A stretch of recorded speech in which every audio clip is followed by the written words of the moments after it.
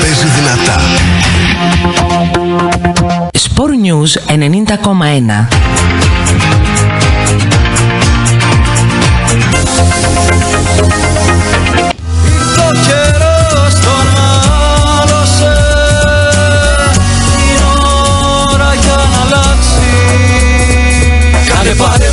Και φτιάξτα όλα όπως θες. Τα παραμύθια αλλάξε τα και γράψα αλλιώς τις γραφές. Πάρε το γρήγορα και φορά του κουρέλια. Πέτα το μες στο μπαζάρι, να σκάσουν όλοι στα γέλια. Και πες την πάγισα, ότι αγάπουσα εγώ το ράγισα. Δεν πιάνουνε ψόρια και ευχές, μάλλον πως άγγισα. Και όταν βλέπω τα στραβά πάλι θα τα λέω, γιατί αυτό διαφοροποιεί τον πολίτη από το κομματόσκυλο. Τώρα αυτό το κορίτσι είναι ο μέσος όρος, τα λέγαμε, των Έλληνων πολιτών, έτσι. Δεν το γνωρίζω. Δεν πιστεύω, δεν ξέρω τι γνώσεις έχει, αλλά έτσι σκέφτεται ο μέσος Έλληνας. Ναι, πρέπει να δούμε και αν πήρε και καμιά τυχορήγηση κιόλας. Όλα είναι πιθανά. Εγώ πλέον, Πέτρο, μου έχω φτάσει στο σημείο να λέω μισό λεπτό. Πού βγάζεις το ψωμί σου? Και από εκεί και πέρα συζητάμε. Δηλαδή, εντάξει, μεγαλώσαμε πλέον. Όπως η Βαγενά, η Άννα Βαγενά εδώ στην περιοχή μας. Η οποία έκλωθε λοιπόν το Πασόκ παλιά, έγινε και βουλευτήνα, τον ΣΥΡΙΖΑ, τώρα λέει απίβδης από την κριτική, θα την κοπανίσει, δεν ξαναεκλέγεται, αλλά κρατάει το βουλευτηλίκι όμως. Θα μπορούσε να παραιτηθεί, έτσι. Και μας είπε και το θρυλικό εκείνο, ότι 99 χρόνια τι είναι. Ξεχάσατε, λέει, εκείνα τα 400. Αυτοί είμαστε τελικά, έτσι. Δεν το ξέρω ειλικρινά, και εγώ είμαι πάντα σε ένα δίλημμα. Δεν γνωρίζει κανείς πώς θα πάει τελικά αυτή η κοινωνία. Εγώ πάντως θέλω να είμαι θετικός. Αυτό προσπαθώ να κάνω. Γι' αυτό και έβγαλα αυτή την έρευνα που είχα κάνει για το container port. Για πες λοιπόν. Το container port εδώ πέρα.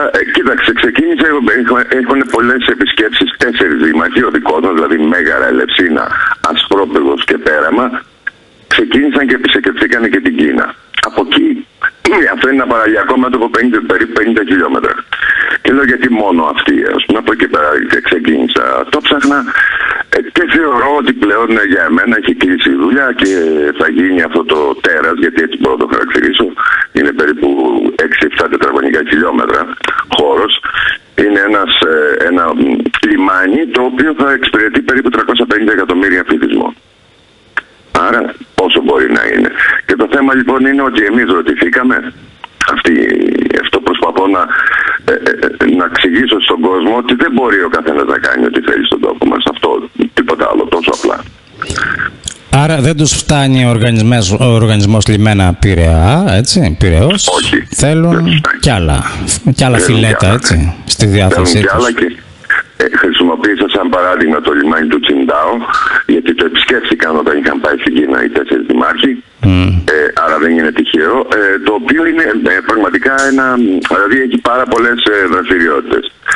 Έχει, πώς το λέμε, κατασκευαστική περιοχή, ζώνη, έχει πάρα πολλές ζώνες. Εγώ πήρα μόνο στο container port, στηριζόμενος σε μια έκθεση που είχε κάνει το Ναυτιλιακό Επιμελητήριο το 2013, που έλεγε ότι τα Μέγαρα είναι ο ιδανικός τόπος για να γίνει το container port, λόγω του ότι έχει γραμμή δρόμο, το τρένο πάρα πολύ κοντά και ίσο μέρος.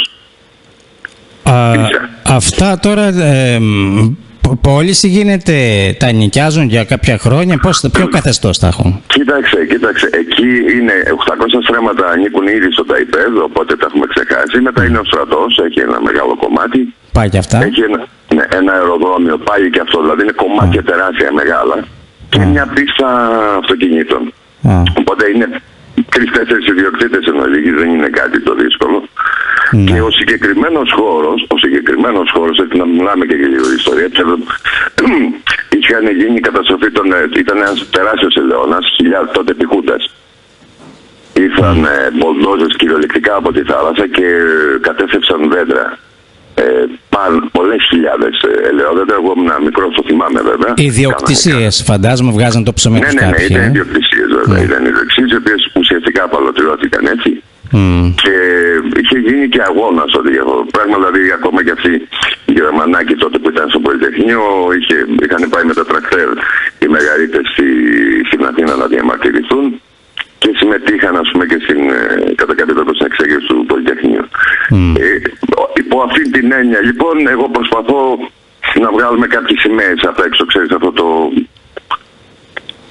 ότι δεν πρέπει ο καθένας να κάνει ό,τι γουστάρει στον τόπο μας.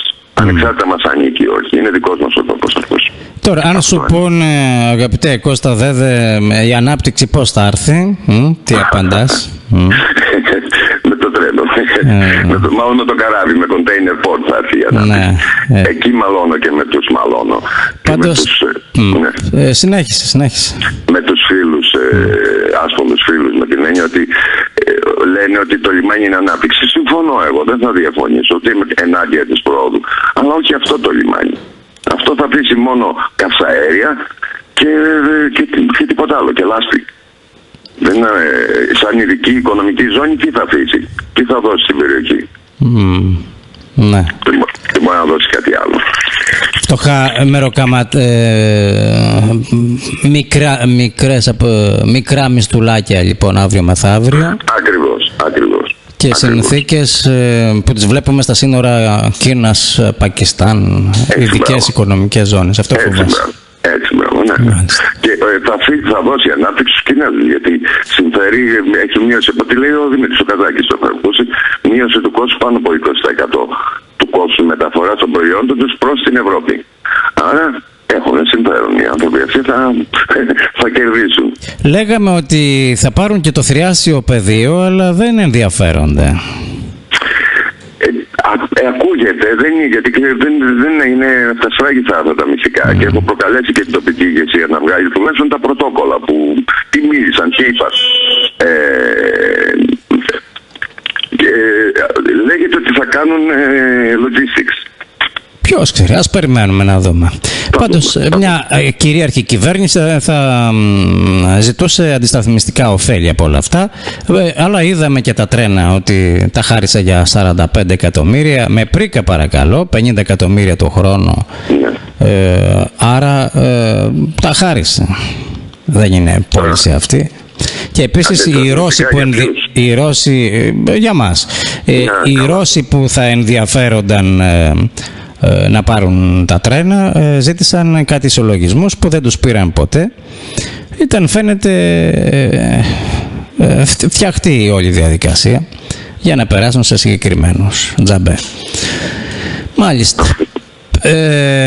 Αγαπητέ Κώστα Δέδε, πλησιάζουμε προς το τέλος της κουβεντούλας μας. Ο λόγος σε σένα και πάλι, ο ακροτελεύτιος λόγος.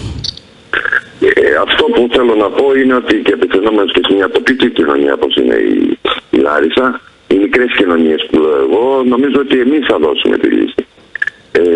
Η περιφέρεια μας, η επαρχία. Ναι. Είμαστε πιο συγκροτημένες κοινωνίες, είτε το θέλουμε και όχι, έχουμε πιο μεγάλη συνοχή, άρα και θεωρητικά μεγαλύτερη αλληλεγγύη. Και από την ιστορία το δούμε. Σωστό αυτό που λες, ότι γνωρίζει ο ένας τον άλλον, τον διπλανό του, και θα μπορούσε να συνεννοηθεί. Δυσκολεύει αφάνταστα, ναι, η σχέση που λες βοηθάει, αλλά είναι και πως, παράδειγμα, η κοινωνία της Λάρισσας αυτή τη στιγμή έχει πάρα πολλές καφετέριες, αλλά δεν πιστεύω στις 1700 καφετέριες να συζητούν τα προβλήματα. Εκεί πάνε να ξεχάσουν τα προβλήματα. Παλιά στο δεύτερο παγκόσμιο πόλεμο, το έχω πει επανειλημμένα, μέσα στα λαγούμια, μέσα στα καταφύγια, όταν άρχισαν οι βομβαρδισμοί, που θα κρύβονταν εκεί αναγκαστικά, έτσι, και ξένοι μεταξύ τους, λοιπόν, τι να πούν, τίποτα. Σιγά σιγά όμως άρχισε να σπάει ο πάγος και άρχισαν να συζητούν, να προτείνουν, να έχουν ιδέες το ένα το άλλο. Πιστεύω ότι και τώρα πάλι πόλεμο έχουμε και το ίδιο πρέπει να γίνει. Αυτό θα σου έλεγα και εγώ. Θα το συζητήσουν, δεν μπορούν να κάνουν αλλιώς. Θα το συζητήσουν, δηλαδή η ανάγκη είναι τόσο μεγάλη και υπάρχει πολύ θυμός, πάρα πολύ θυμός. Οπότε με κάποιο τρόπο θα αναγκαστούν να το συζητήσουν. Δεν γίνεται αλλιώς. Ναι. Αλλιώς θα σχαθούμε σαν έθνος, σαν κράτος και να τελειώνουμε. Για να κλείσει αυτό το θέμα, να γίνουμε Κινέζοι, Γερμανία, ό,τι θέλει να συγχάσουμε. Δεν νομίζω ότι έχουμε ευτυχώς από μια πλευρά έχουμε φτάσει στο όριο πλέον. Απικία, ναι, απικία. Δεν είμαστε ηθαγενείς λοιπόν, έχουμε αξιοπρέπεια προφανώς. Και τα καθρεφτάκια τους κάποια στιγμή θα πρέπει να τα πετάξουμε στα μούτρα τους, έτσι, που προσπαθούν να μας πουλήσουν. Ακριβώς. Αυτά. Αγαπητέ Κώστα Δέδε, να σε ευχαριστήσω πολύ. Καλή συνέχεια. Τα γεγονότα τρέχουν. Γεροί να είμαστε, να ανταμώνουμε και να τα λέμε. Έτσι. Καλή σου μέρα. Καλημέρα.